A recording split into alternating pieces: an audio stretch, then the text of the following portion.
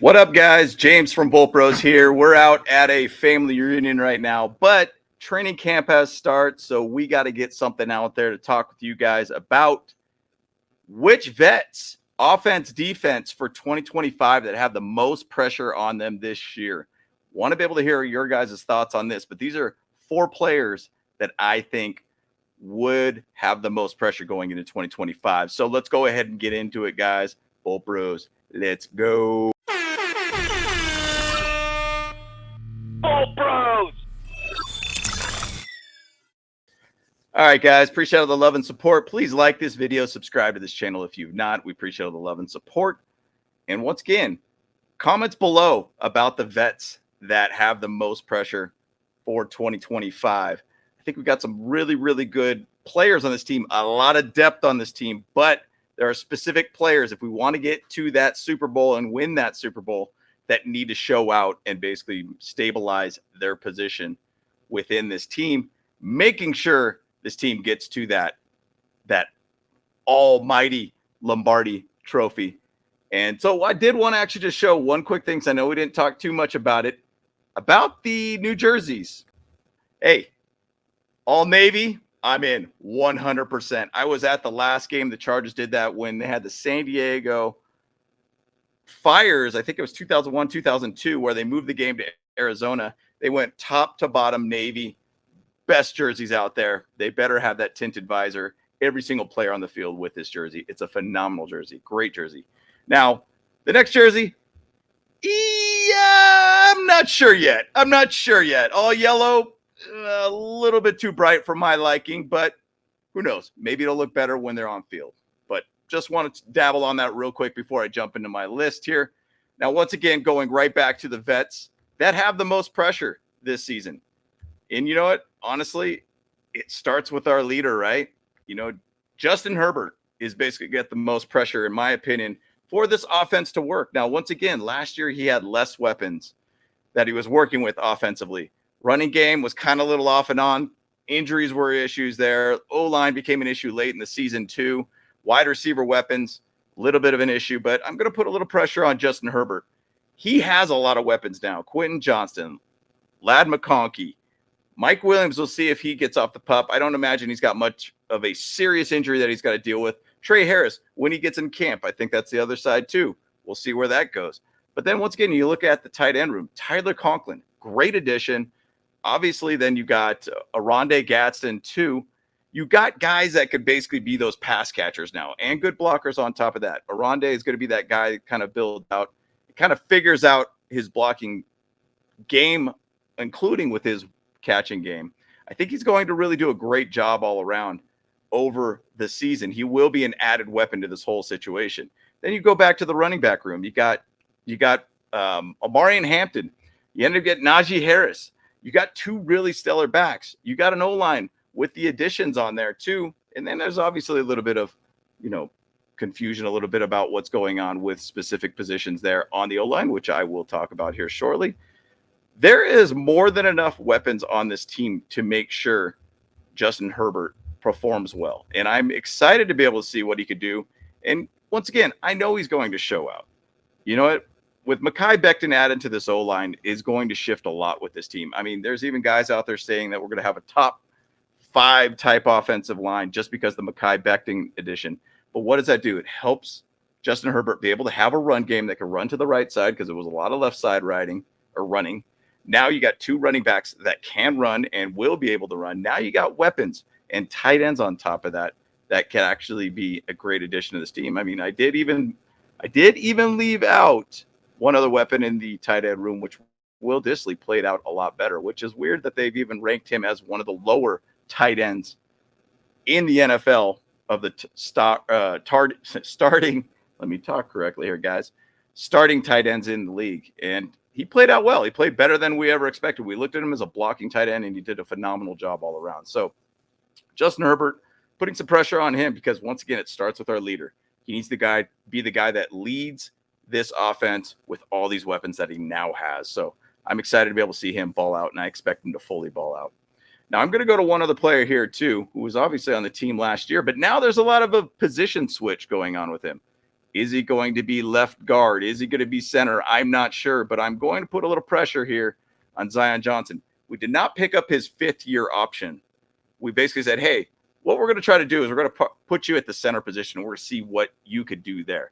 Now, that could be a good switch for him. He's a very intelligent guy, a guy that has a great build body and everything too, but now he's going into a whole new position that I don't think he's played before in his career, in college, I think even in high school and everything too. Either which way, a lot of pressure. That center position needs to get filled out. Now, once again, we do also have contingency plans. You could bring in Bradley Bozeman there too if you want to put him back there, and then just put Zion to the left. Guy that you could put there too. But once again, I'm putting a lot of pressure on Zion because I want him to succeed. I want him to be able to be that starting center for us for the long term. Now, once again, we did not sign him for a 5th-year option, but it is going to be one of those things that he could lead into an extension with his team if he plays very, very well in the center position. So a little pressure on Zion Johnson. I hope, and my fingers are crossed, this experiment's going to work out really well. And I do feel he can do it. Now, once game starts with pads, helmets, all that kind of stuff, that's going to tell us a lot. So I'm interested to see if he's actually going to play a little bit in the preseason also too. I assume he will, just because they want to know as much footage that they possibly have on him playing as a center. Now, also, Jim Harbaugh did say in the first 8 to 10 practices, he'll probably have a good idea of which players are going to play in that interior O-line. So I'm going to put a little pressure on Zion, and I'm hoping that he does an extremely good job for this offense. Center is a must position for this O-line, and even having Mekhi Becton on his right side might be a huge benefit for whoever's playing in center too. So going to put pressure on Zion Johnson for sure. So moving on to the next player here that I'm going to put the most pressure on in 2025, it's going to be TUPELO. Now, he played a whole heck of a lot last year because obviously Joey Bosa was injured for a good amount of time. And he actually led the team in sacks. Now, I'm fully expecting TUPELO to do a phenomenal job this season. And I fully expect him to have a great season. But now he is really, truly that starter. He wasn't the guy who was the 3rd defensive end on this team. Now he is put to the 2nd starting defensive end for this team. And then behind him, it's only Bud Dupree and Kyle Kennard at that point. He has to show out. He has to be that guy that could be that run stopper, that guy that creates pressure, the guy that gets sacks. He has to be that guy. Now he's going to be playing a full season at the starting edge with Khalil Mack.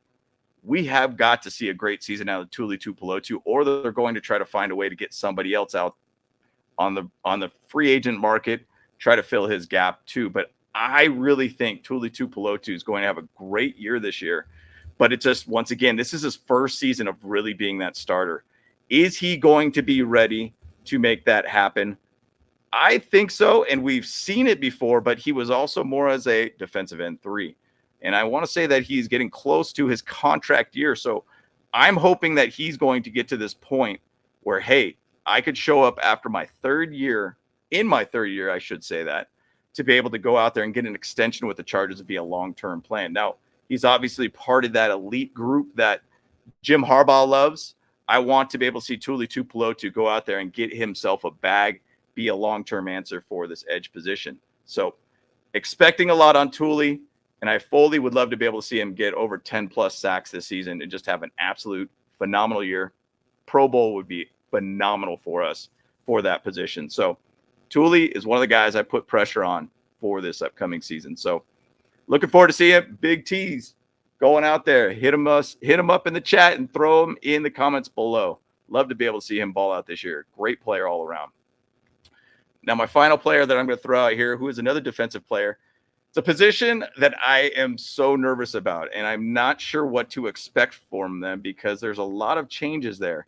Now, I can expect a little bit from this player because he was obviously on the team last year, and that's going to be this guy right here, TART. I love this guy, and I'm so glad that the Dolphins let him go last season because in the offseason, I wanted the Chargers to sign him. He's a nasty player, a guy that gives full effort, a guy that will go out there and just create violence throughout that O-line. And he's a physical guy. He fits the Harbaugh mold. He does a great job in Jesse Minter's defense, and I'm so glad that we ended up signing him from the Dolphins after they let him go, and then we re-signed him again this year. But I'm putting pressure on him, and I know what we could expect from TART. But he is now kind of really that leader for our interior D-line, which I think can be one of those weaknesses on this team. Now, putting a lot of faith on Jesse Minter, he's going to do his job, and he's going to do a great job all around. And I think he puts players in the right position to be successful. It's just, once again, do we have enough veteran leadership in that O-line? And really, it comes down to TART being that guy, the 28-year-old, 6'2", 304-pound guy, an absolute physical specimen all around. He did have a very good year, about 76.9 overall grade, 14th in interior D-line last year. Only had 349 snap counts, so you're going to say he's going to get triple that potentially this upcoming season. He did have 16 pressures, 20 tackles. He did a phenomenal job, but it's going to be a lot more pressure on him to be that leader for this interior D-line. Now, we did also add other guys on that D-line too that could be gap fillers or guys that actually could ball out. Deshaun Hand, Justin Aboigbe's another guy that you kind of could put a little pressure on, but he kind of had his freshman first year just to try to get past that rookie year, to get his body right, get his body healthy. Jamari Caldwell, which I talked about as a rookie that needs to get a little bit of pressure this year to basically complement TART, Otito Ogbonnia, Naquan Jones, or other guys out there, plus Scott Matlock. I'm just unsure about that. Who is the guy that's going to lead that pack? And I'm really going to lean a lot on TART. And I think he's going to be able to do it for us this year. But I'm excited to be able to see what this D-line is going to look through preseason, which is going to be a position I'm going to watch a lot, starting with the Hall of Fame game at the end of this month. So once again, TART, putting pressure on you, my guy. I want you to be the leader, and the leader that I know you can be. So I'm very excited to be able to see you out there, my guy. 9-5. Let's make it happen, my guy. But those are 4 players that I'm throwing out there. You could also throw out other guys too, like Tony Jefferson is another guy that might have a little pressure because there might be a little bit more, pressure to find a way on the 53-man squad with this team. There is a lot of talk about RJ Mickens. I wouldn't say he's necessarily a veteran, but I would also put Junior Colson being another guy that has a little pressure to perform this year. But these are just going to be my 4 players, 2 on offense, 2 on defense, that I think have the most pressure going into 2025. So I want to hear from you in the comments below. Throw in your comments about my list, or is there a player I missed at all that has the most pressure going into 2025? And mind you, a veteran that has the most pressure going into 2025. So once again, like the video. Subscribe to this channel if you've not. We appreciate all the love and support. And once again, James from Bolt Bros. Let's go. Hey, what's up? Cameron Dick here watching Bolt Bros podcast. Let's go. Charged up, Bolt Bros on the night.